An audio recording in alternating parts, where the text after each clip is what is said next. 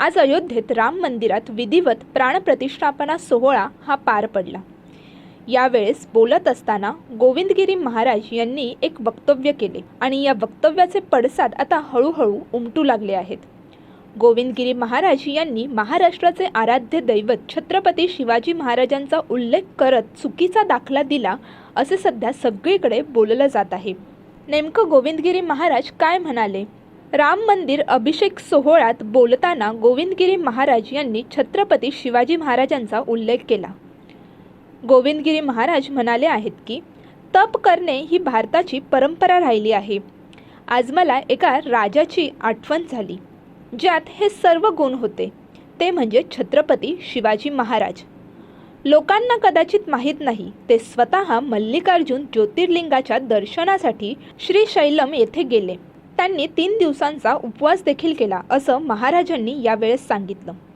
ते नेमकं काय म्हणाले ते एका व्हिडिओ मार्फत जाणून घेऊया।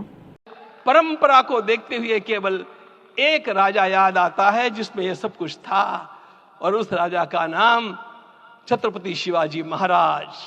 छत्रपति शिवाजी महाराज। मित्रों, लोगों को पता नहीं है शायद,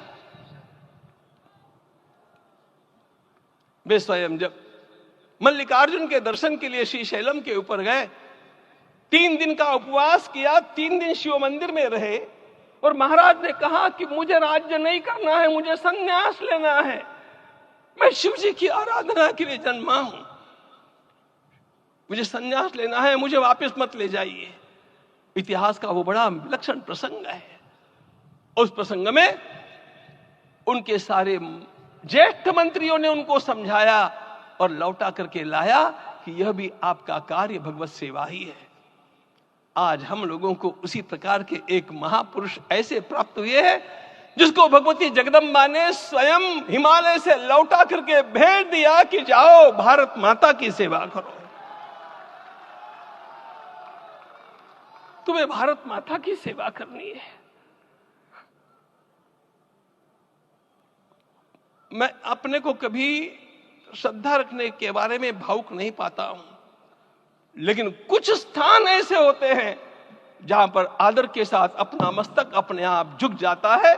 ऐसा एक स्थान हम लोगों को उच्च पदस्थ इस राजर्षि ने जब दिखाया तो मुझे छत्रपति शिवाजी महाराज के गुरु समर्थ रामदास स्वामी महाराज की याद आ गई। उन्होंने शिवाजी का वर्णन किया, निश्चयाचा महामेरू, निश्चयाचा महामेरू, बहुत जनासी आधारू, अखंड स्थितीचा निर्धारू, श्रीमंत योगी, श्रीमंत योगी, श्रीमंत योगी। हम लोगों को आज एक श्रीमंत योगी प्राप्त हुआ। आज मैं तसेच ते म्हणाले की आज मला समर्थ रामदासांची आठवण झाली। त्यांनी छत्रपती शिवाजी महाराजांचे वर्णन करताना म्हटले आहेत की निश्चयाचा महामेरू, बहुत जनांसी आधारू, अखंड स्थितीचा निर्धारू, श्रीमंत योगी।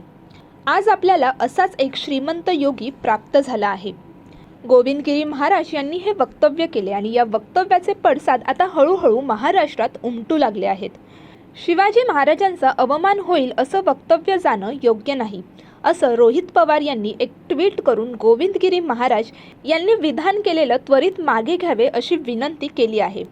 नुकतंच रोहित पवार यांनी हे ट्विट केलं आहे। सन्माननीय गोविंदगिरी महाराज, आपण इतिहासाचे दाखले देताना चुकत आहात। प्रभू श्रीराम प्रतिष्ठापना सोहळ्याच्या एवढ्या मोठ्या पवित्र आणि प्रतिष्ठित व्यासपीठावरून छत्रपती शिवाजी महाराजांचा अवमान होईल असं वक्तव्य जाणं योग्य नाही। आपली ही वक्तव्य त्वरित मागे घ्यावीत। छत्रपती शिवाजी महाराज धार्मिक होते, पण त्यांनी कधीही संन्यास घेण्याचा विचार केला नाही। त्यांनी केवळ आपल्या कर्तव्याला म्हणजे स्वराज्य स्थापनेला सर्वोच्च महत्त्व हे दिलं आहे। तर एकंदरीत गोविंदगिरी महाराज यांनी छत्रपती शिवाजी महाराज यांच्यावर वक्तव्य केलं आणि या वक्तव्यावर आता रोहित पवार यांनी जोरदार हल्लाबोल केला आहे। आता पुढे याचे पडसाद नेमके काय उमटतील हे पाहणं नक्कीच महत्त्वाचं असेल।